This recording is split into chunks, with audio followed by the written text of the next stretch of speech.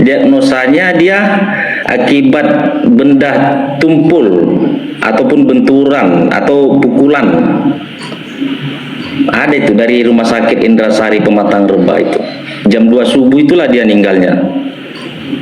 Dia jarak 6 hari dia itu. Abang ini orang tua dari yang kemarin diberitakan meninggal di Riau. Iya Bang. Iya, gimana Bang? Apa yang mau Abang utarakan Bang? Ya gimana lah ya. Paling hanya saya berpesan kepada pihak kepolisian supaya baguslah, jangan main-main lah dengan kasus anak saya. Jangan nanti Tuhan marah ataupun Tuhan nanti melimpahkan hal yang seperti itu kepada keturunan mereka. Bahkan lebih parah mungkin nanti. Karena udah hampir 3 bulan kan Bang kan. Oke, kalau saya boleh tahu nih Bang, apakah laporan polisi terhadap kasus yang menimpa anak kita itu sudah masuk atau bagaimana? Sudah, kita kan sudah ikut arahan kita ini Bang. Jadi karena kita ikut arahan, dibilanglah anak kita itu usus buntu. Apa mungkin orang jarak usus buntu itu jarak 6 hari? Oke, tapi sebelum ke situ Bang, sebelum ke situ nih, saya mau tanya dulu. LP-nya masuk di Polda mana Bang? Polda Riau. LP-nya masuk di Polda Riau, Polres Rengat. Oke, terhadap LP itu apa yang polisi sudah keluarkan? Surat apa yang kepolisian sudah keluarkan? Seminggu yang lalu kasusnya ditutup. SP3. SP2 lit namanya. Apa? SP apa? SP2. Bisa jadi SP2 lit, bisa jadi SP3. Saya kurang tahu Bang. Oke, saya kurang mengerti Bang. SP2 lit itu apa? Setahu saya ada itu SP3. SP3 itu adalah surat perintah penghentian penyidikan. Nah, terhadap surat itu, kalau Abang tidak puas dengan penghentian penyidikan itu, sebenarnya kan Anda bisa melakukan yang namanya pra-peradilan ke pengadilan untuk mengatakan. Kita lakukan itu Bang. Sudah pra-peradilan. Cuman belum ditanggapin. Oh, berarti sedang dalam proses pra-peradilan. Iya, kita didampingin, banyak yang dampingin kita, keluarga, pengacara, bahkan Pak Martin Lukas Simanjuntak dari Jakarta pun turun tangan itu. Bahkan yang mendukung sama mendorong saya banyak. Cuman kan memang kasusnya itu dipermainkan pihak kepolisian tadi. Dipermainkan oleh pihak kepolisian. Iya, karena saya tahu kan kejadiannya. Awal mulanya kan karena Sarah tadi ejek-mengejek, dibilang bata, dibilang Yesus gondrong, dibilang Yesus buri. Itu yang mukul itu kelas 5, kelas 6, bahkan SMP sekarang orang itu. Anak saya masih kelas 2. Kelas 2 SD. Setelah dipukulin itu langsung sakit, langsung mohon maaf, langsung meninggal setelah itu ya. Iya, jarak 6 hari kita bawa ke rumah sakit. Tetapi hasil otopsi dari kepolisian mengatakan penyebab meninggalnya usus buntu. Iya, kalau hasil dari apanya ya seperti itu kata orang itu Bang. Hasil dari otopsi usus buntu.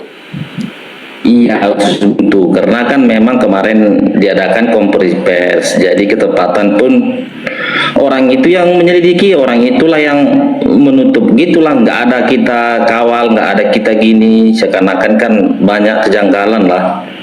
Dalam artinya gelar perkara pun kita nggak diundang, sadis lah memang. Iya, lebih dari kasus si Sambo lah anak saya ini. Sedih rasanya, memang sabar saya masih ini Bang, masih sabar lah. Saya hanya bisa diam, berserah, dan berdoa, itu aja sekarang ini. Cuman saya berminta sama Tuhan, mudah-mudahan anak saya itu cepat dapat keadilan. Bagi para pelaku ataupun pihak kepolisian, siapa saja lah orangnya, itu kan ada bukti-buktinya, itu kejelasan anak saya pun ada, nyata buktinya ada. Ya, waktu jangan sakit sampai nanti. Ya, waktu sakit sebelum meninggal itu kan sudah masuk rumah sakit, Mang. Masuk rumah klinik pertama, Bang. Diagnosa dari kesehatan apa? Diagnosa dari klinik ataupun tempat di mana sebelum meninggal itu dirawat? Di surat apanya itu ada itu dibuat di situ, diagnosanya dia akibat benda tumpul ataupun benturan atau pukulan. Ada itu dari Rumah Sakit Indrasari Pematang Reba itu. Jam 2 subuh itulah dia meninggalnya. Dia jarak 6 hari dia itu. Tetapi hasil otopsi Sakit mengatakan Senin. usus buntu. Iya. Terus kalau penganiayaan itu yang pasti ada ya, penganiayaan itu. Terus terhadap kasus penganiayaan itu. Ada, dan anak-anak itu kan waktu semasa dia hidup itu kan kita selidiki, kita tanya, mengaku, anak-anak itu mengaku semua yang 4 orang itu. Mengaku, bukan tak mengaku, di depan orang tuanya itu, bahkan di depan kepala sekolah gitu kan. Iya, iya. Bahkan sempat diurutkan sama orang itu. Karena anaknya tahu mungkin dia bersalah kan, diurutkanlah sama orang itu. Cuman kan kita itu kan masih ikut arahan lah, masih sabar lah kita. Cuman karena kita sabar mungkin dipermainkan kan. Karena mungkin kalau yang namanya kita diam apa mungkin seperti inilah balasannya kan. Tapi mereka nggak tahu. Iya, tabur tua itu ada. Jangan sampai nanti semua orang yang mempermainkan kejadian anak saya ini bakalan menerima ganjarannya. Itu udah pasti tuh. Tuhan tidak tidur. Aku percaya sama Bang. Aku hanya maaf nih Bang mengganggu Tidak masalah bang. Nggak siarannya. Nggak masalah. Iya. Nggak masalah bang. Abang pun tahu kan aku nih sama ya Bang, satu kampung kita. Aku pun nggak aku bilang pun abang tahunya aku orang Kristen. Iya iya. Iya. Karena memperjuangkan agamanya itulah mungkin anak ini sampai kayak gitu, dibilang Batak, dibilang Yesus Gondrong. Itulah anak pertamaku Bang. Kasian Bang. Itulah panggawaranku Bang. Ada satu adiknya itulah sekarang yang kasihan, nggak ada temannya bermain kan. Iya. Iya, lengkaplah penderitaan itu Bang. Bahkan sampai sekarang ini ya kami hanya bisa bersedih lah Bang. Hanya bisa berserah kan. Keluarga banyak juga yang membantu. Bahkan dari kekristenan banyak juga yang membantu, saya bilang seperti itulah. Memang sekarang ini keadilan itulah yang belum dapat dari dia. Oke, tapi saya pengen tahu nih bang masalah ininya ya, yang masalah teknisnya. Berarti kalau memang kasus meninggalnya itu penyebabnya menurut pihak kepolisian itu adalah menurut pihak yang mengotopsi ya, itu adalah karena usus buntu. Tetapi kasus penganiayaannya kan itu sudah jelas. Berarti kasus penganiayaannya jalan. Iya. Dan anak saya itu pun kan mengakui sana orang-orangnya waktu saya selidikin itu kan. Si Anu Pak katanya saya jumpain mengaku, si Anu Pak mengaku, dari anak-anak inilah semua, kan anak-anak kan nggak bisa bohong, saya jumpai si Anu, bukan cuma aku aja Pak De, Om, itu juga, jadi ketahuan lah semuanya, cuman karena namanya perut, dia itu dari kecil sampai besar dia nggak pernah yang namanya ke rumah sakit, kuat fisiknya itu Bang. Tapi kuat kasus penganiayaannya masih jalan. Itu yang lagi kita jalankan. Maksudnya yang di SP3 Kalau itu keluarga kasus apa? Yang di SP3 itu kasus penganiayaan kah atau kasus yang penganiayaan sampai menghilangkan nyawa? Itu kurang saya tahu Bang Edis. Jadi kalau penutupan itu mungkin naik ya. Iya, mungkin itu mungkin boleh Bang dikira kapan-kapan supaya yang lebih paham nampaknya pengacaranya Bang. Mungkin boleh suatu saat pengacaranya boleh yang naik begitu Bang. ya dia kan walaupun ditutup kan nggak bisa langsung selesai sampai di situ. Kita kan masih ada jenjangannya karena kan memang masih kita pegang semua bukti-bukti itu kan. Bahkan kita masih yakin memang itu bukan usus buntu. Enggak pernah naik. Jarak orang 6 hari itu mana ada usus buntu. Ya paling itu saya berminta mudah-mudahan orang itu sehat selalu lah, jangan sampai mengalami yang namanya anak kecil ya kan, namanya anak kecil itu kalau sudah teraniaya pasti ada itu ganjarannya, saya percaya sama Tuhan. Iya, karena kan Bang Edis mulai dari kejadian sampai dia ke penguburan bahkan otopsi kan saya yang mengawal semua, jadi kan saya tahu cerita itu. Tahu saya cerita semua Bang. Jadi memang banyak kejanggalan, banyak luka-luka itu Bang sebenarnya. Tapi kok nggak bisa orang itu di penjara kan? Sementara ada bukti mengaku, saksi pun ada, saksi ada kita semua. Tapi kok bisa kasusnya ditutup? Aneh kan? Lucu kan? Kayak gitulah kepolisian di Indonesia ini. Apakah kita harus anarkis? Bisa kita. Siapa yang bilang nggak bisa? Tapi kan kita masih ikut arahan. Sabar kau, kata keluarga. Saya sebagai orang tua sabar saya, Bang. Cukup sabar saya. Karena yang bisa saya alamin itu, apalagi sama orang kita Batak, nggak ada lagi harapan sama saya. Itu anak pertama saya. Kita sekolahkan anak, diajar orang, diejek orang. Hancur nggak hati orang tua kayak gitu? Belum lagi ibunya yang melahirkan dia. Kecuali tadi dia itu sakit, ataupun masih bisa kita lihat, masih bisa kita perjuangkan lah, artinya kita masih ada harapan lah, nggak semarah ini kan. Ini udah tiada, anak kita nggak ada lagi di samping kita. Itulah sakitnya Bang Edis. Kita memang gampang-gampang kali orang itu bicara, seenaknya aja. Mereka tidak tahu. Jangan nanti gara-gara kasus anak seperti ini Tuhan marah, hanya satu kata aja dunia ini bisa kiamat nanti. Itu anak-anak itu namanya itu titipan Tuhan, anugerah Tuhan. Kalau yang namanya anak-anak nggak mendapatkan keadilan lagi, pasti ada itu ganjarannya. Saya percaya sama Tuhan. Karena kita hidup di Indonesia ini, yang namanya kita negara hukum, ya nggak apa-apa kita turuti dulu kan. Kita turuti jalur hukumnya. Ada semua itu nanti. Ya mudah-mudahan Tuhan buatlah satu jalan yang terbaik. Ya, saya tahu siapa-siapa aja orangnya itu. Saya tahu anak saya itu bukan usus buntu, tidak. Nggak ada yang namanya usus buntu itu 6 hari. Penganiayaan itu ada. Bodohlah saya pertahankan kasus seperti ini. Bahkan anak saya itu mengaku waktu di klinik itu kan, itu ada videonya, bekas-bekas pisum pun ada. Kok bisa gampang-gampangnya? Lucunya konferensi pers itu usus buntu. Dia dokternya, dia polisinya, dia orang tuanya, dia pelakunya. Dia yang nyebut semua. Tapi penganiayaan itu nggak diapakan. Anak-anak dikembalikan kepada orang tuanya katanya gitu. Aneh.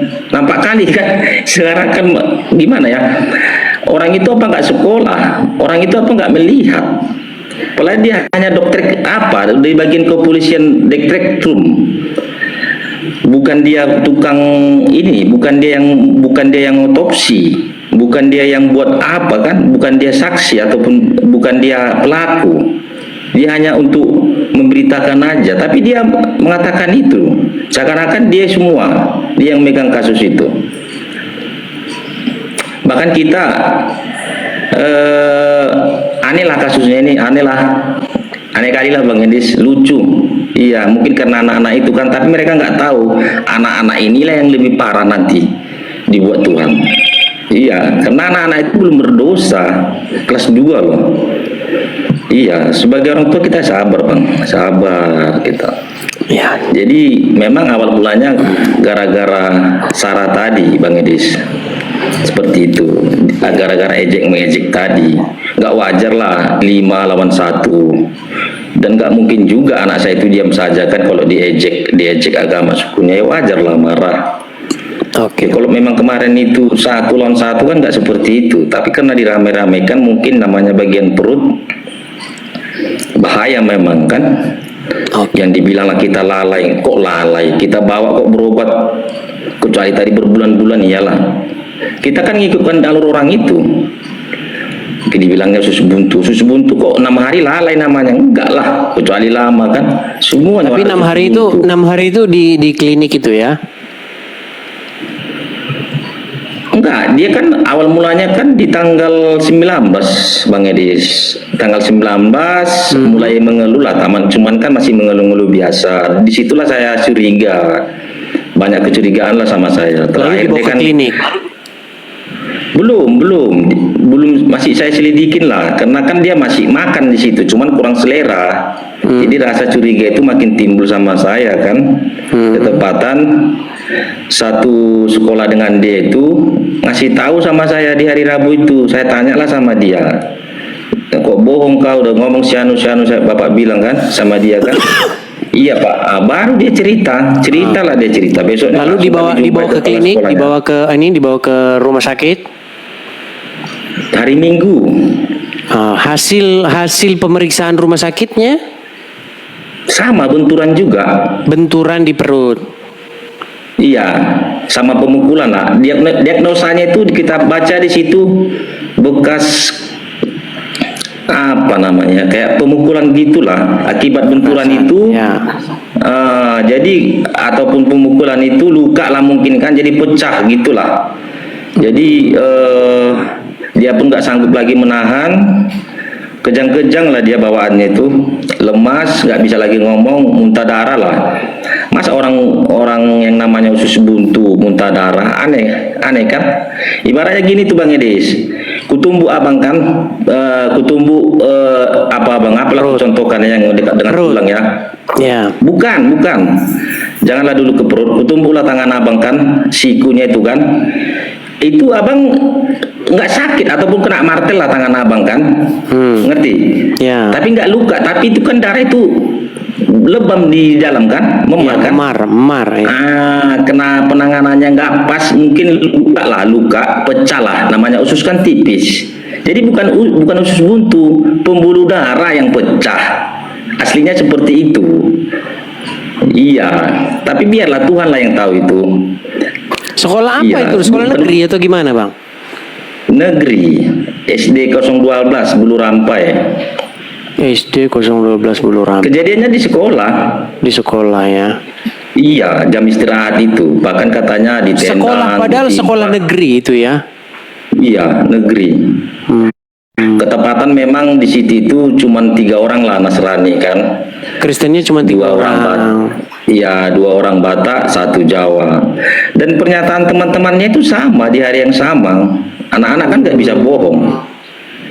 Menyaksikan, cuman orang itu takut katanya nolong kan. Iya. Iya, kecewa kita Bang Edis dengan hasilnya itu semua. Ya, yang sabar lah, Bang. Memang Ya. kata orang kan, Bang sabar kali lah Bang katanya. Kayak mana lagi negara kita negara hukum. Biarlah kita turutin. Sabar kali ya Bang katanya. Apalagi tahulah Bang kan kita orang Batak ini kan itunya perjuangan kita. Lama saya nyari itu Bang, anak saya itu.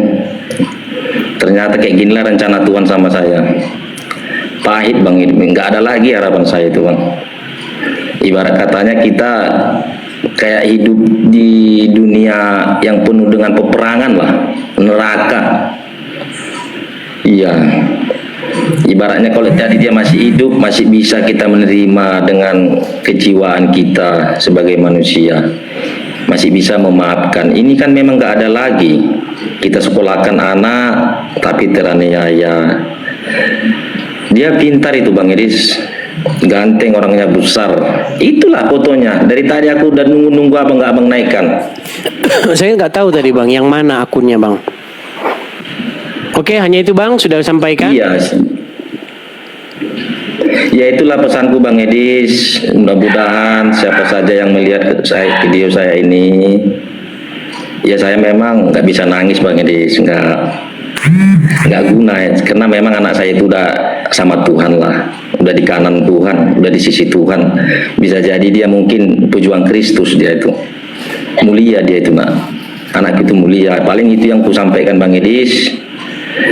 Mudah-mudahan anak kami Kristopel Butar-Butar itu tenanglah dengan Bapa di sorga, dan kami orang tuanya secepatnya menunggu dan mendapatkan yang namanya keadilan. Baik.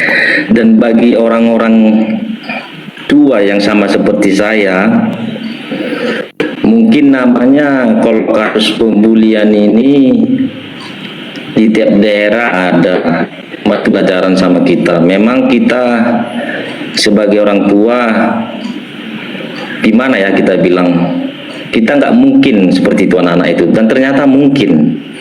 Jadi guru-guru sekolah apa diperhatikanlah Bu, Pak, anak sekolah itu ya, yang kemarin saya sudah berpesan juga, kita ini semua sama, jangan saling membeda-bedakan ya. Dan bahkan anak saya itu selalu itu nggak pernah nakal itu sama orang itu, enggak, bahkan dia berpesan sama saya, Pak, kalau bisa di sini aja lah kita Pak tinggal, katanya gitu, karena dia udah senang kan temannya banyak.